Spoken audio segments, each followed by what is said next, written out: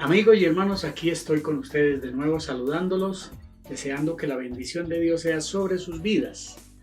Hoy quiero hablar de un tema tampoco muy conocido en las iglesias ni enseñado.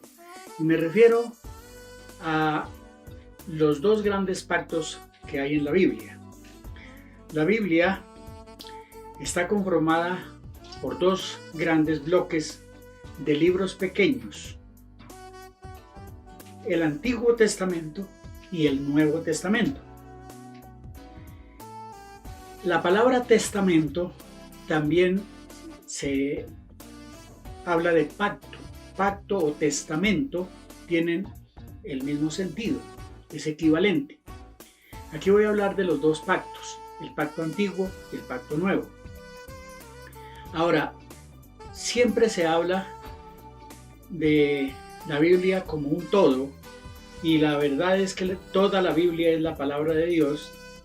Dice: toda la escritura es inspirada por Dios y es útil para enseñar, para redarguir, para instruir en justicia, a fin de que el hombre de Dios sea enteramente capacitado, perfecto, para toda buena obra.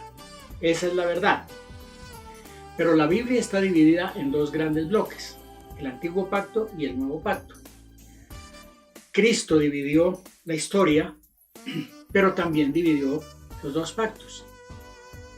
El primer pacto fue la ley y aquellos compromisos que Dios hizo con el pueblo de Israel, y que el pueblo de Israel debía cumplirle a Dios el compromiso que hizo ese pacto.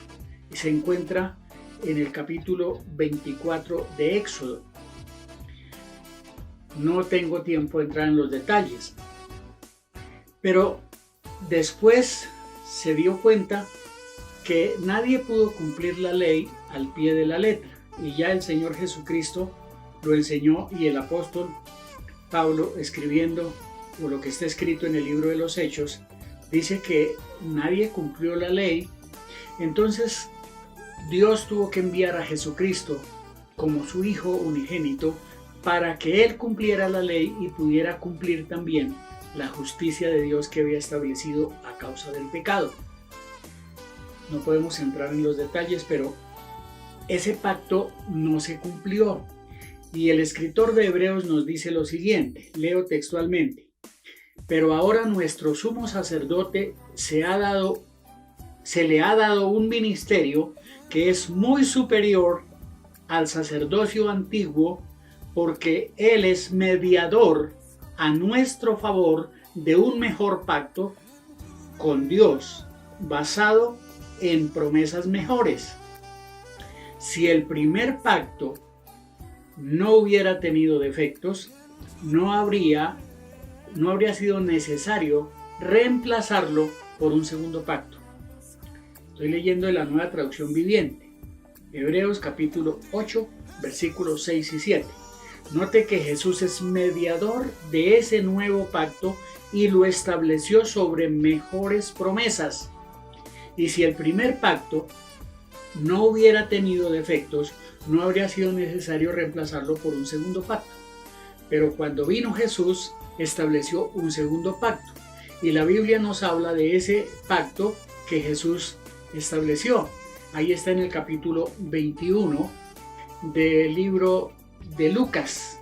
Dice que Jesús allí celebró la Pascua con sus discípulos y tomó la copa y celebró la Pascua, y dijo: cuánto he anhelado esta cena con ustedes. Era la cena pascual, la última que se celebraría para cerrar el antiguo pacto. Después de haber cenado, tomó la copa del nuevo pacto, de lo que hoy conocemos la cena del Señor, y tomó la copa y dijo: esta es la copa del nuevo pacto en mi sangre, que por ustedes será derramada. Note que ahí estableció el nuevo pacto en la misma forma del antiguo. El antiguo había sido sellado con sangre, y Jesús dice: esta es el nuevo pacto en mi sangre. Al otro día de haber establecido este pacto, murió en la cruz del Calvario y derramó su sangre para sellar el nuevo pacto. Es la copa del nuevo pacto en mi sangre que por ustedes se derrama. Así que ahí se dividieron los dos pactos.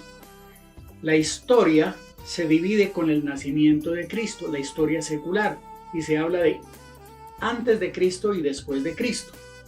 Aquí estamos hablando antiguo pacto, se cierra con la Pascua, la última Pascua que celebró Jesús con sus discípulos, y luego abre el nuevo pacto con otra copa. Ahí en el capítulo 22 habla de dos copas, la copa de la Pascua y la copa del nuevo pacto, en su sangre, con la cual establece el nuevo pacto. Y la iglesia cristiana es llamada a vivir bajo el nuevo pacto, porque el antiguo pacto fue dado especialmente para los judíos, para los israelitas, para el pueblo de Dios del Antiguo Testamento.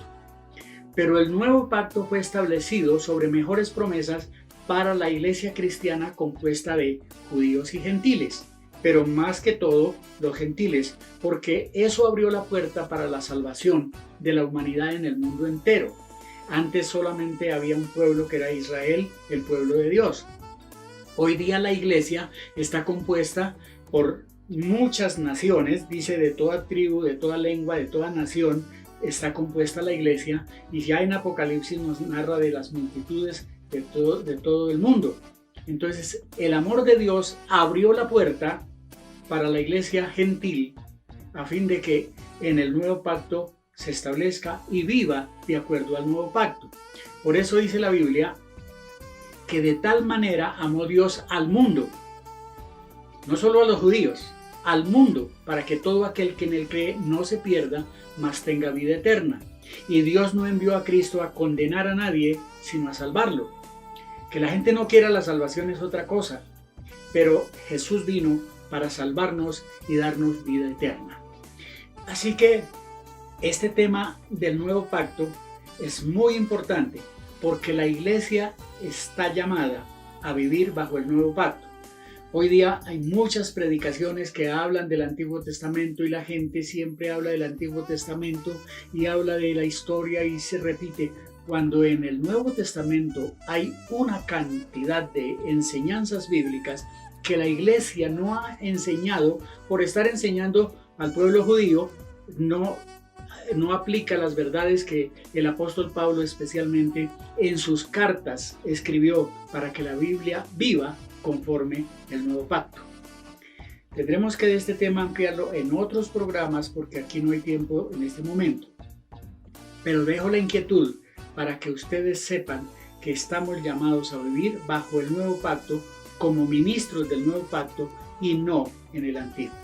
Que Dios nos ayude a entenderlo y a vivirlo para poder hacer las cosas conforme a la voluntad de Dios. Nos encontramos en el próximo programa y espero que la bendición de Dios sea sobre ustedes. Hasta nuestro próximo programa.